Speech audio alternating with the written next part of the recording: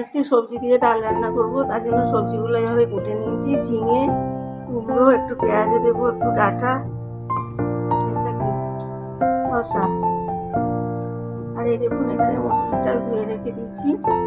কড়াইতে তেল গরম হয়ে গেছে, আমি কালো জিরে ফোড়ন দিচ্ছি, তারপরে এই সবজিগুলো সব দিয়ে দিলাম।